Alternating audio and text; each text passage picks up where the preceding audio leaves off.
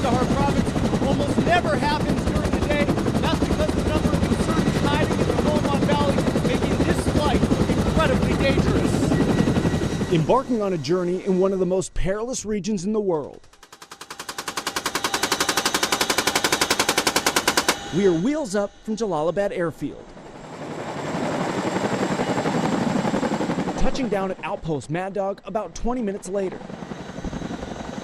It's a short flight, but one that requires an escort into a part of Afghanistan affectionately known by U.S. soldiers as the Valley of Death. It's just an all-around dangerous place. Situated in the Mohmand Valley, a handful of miles from the Afghan border with Pakistan, Outpost Mad Dog and several others like it are located on what's considered the front lines in the fight against ISIS and the Taliban. This is an inherently dangerous place, absolutely, and you have bad guys all around us. Because of that, this small, rugged outpost with no running water, no kitchen, and tents built from scratch. This is the most austere location you can really get. Is manned by U.S. infantry and artillery platoons from the 425, standing guard 24 hours a day. Yep, good to go, sir. Here we go. Constantly training.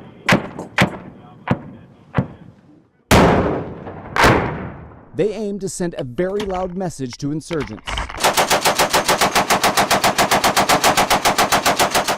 There's no safe area as far as U.S. personnel here. So we maintain pretty strict guard towers and defensive operations. The 425's primary mission here to provide security on the ground and artillery fire support for both U.S. and Afghan special forces conducting operations within the valley.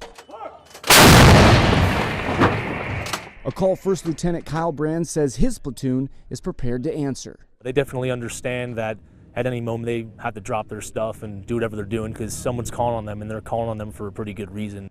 One Green Beret, who asked us to protect his identity, says the Spartan Brigade support gives him and his team peace of mind. It's nice to have the 425 soldiers there with us, carrying what we carry, bringing the fight to the enemy. I trust the Afghan forces; they're capable.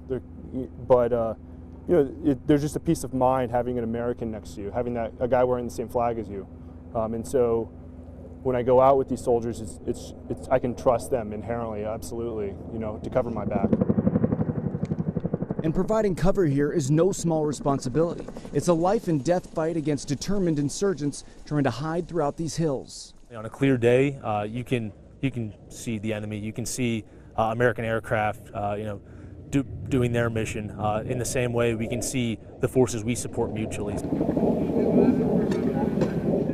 A fight that's expected to intensify in the coming months as the winter snow slowly begins to melt and insurgent supplies and new fighters trickle in.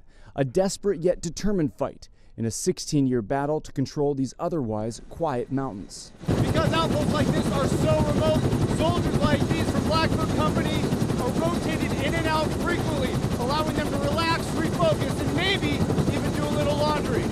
Reporting from the Mohmand Valley, I'm Blake Essig. When you live in a war zone, sometimes your chance for a better life is to risk your own life. And that's exactly what Afghan translators do every single day. Not a native speaker, so it is hard to know. I'm not going to tell you his name, and I'm not going to show you his face. What ping pong do you like? Sure, he's really good at ping pong, but that's not why he's here.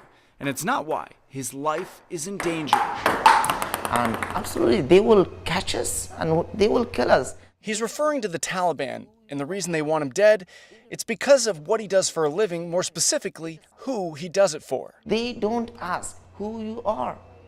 They don't think about you or your human being. They just see if you are a linguist, an interpreter, or anyone, even a shopkeeper with the United States soldiers.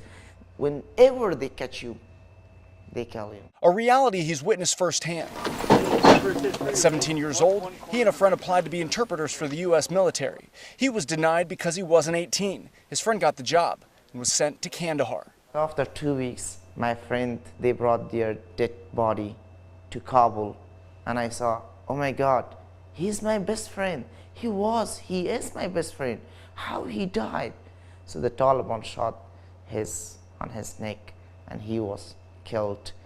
And it was just 2 weeks in Kandahar city, and they brought their dead body to Kabul, and I with my own eyes, I saw him.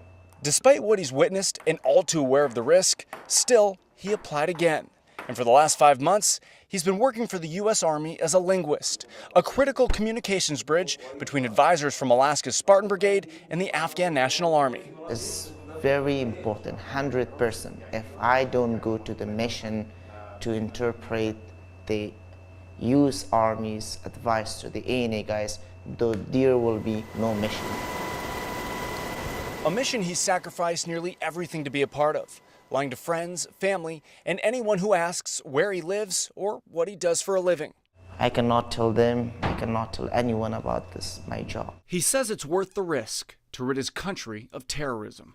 I accept the risk of death, but it is my dream to serve my country, to my people, that to get out of the old mind of Taliban, where they teach the youths to radicalism, extremism. So I want to serve from this way. For America, this war is about nation building, stabilizing a key region in the turbulent Middle East.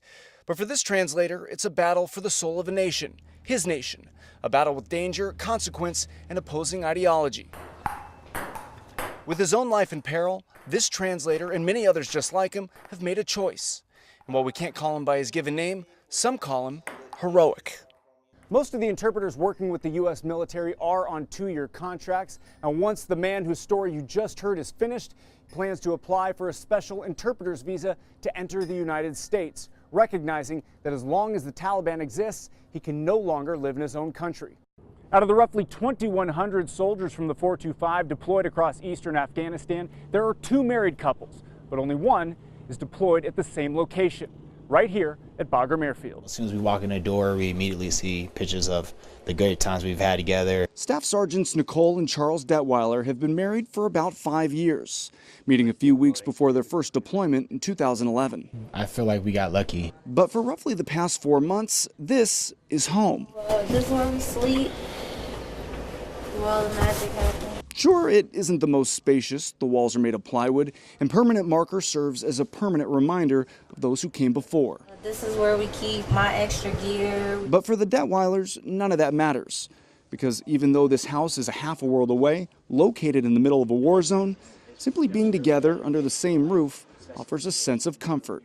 It helps to have one another to we're in this together. But despite that comfort, their family isn't whole. So this is Jordan, this is Kamari. While Nicole and Charles spend 9 months overseas, their kids, 9-year-old Kamari and 3-year-old Jordan, are back home in Florida, being cared for by Charles' father. We are both missing out on moments with our kids due to the fact that we're both in the armed forces. Unlike other branches of the military, The Army says we're going, so we're going.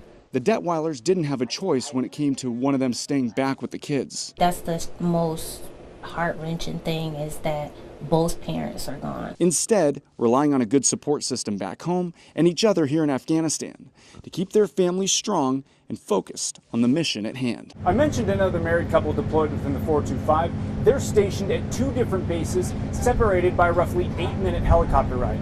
Now, despite being that close together, I'm told that they typically only see each other during the holidays. Reporting from Afghanistan, I'm Blake Essig.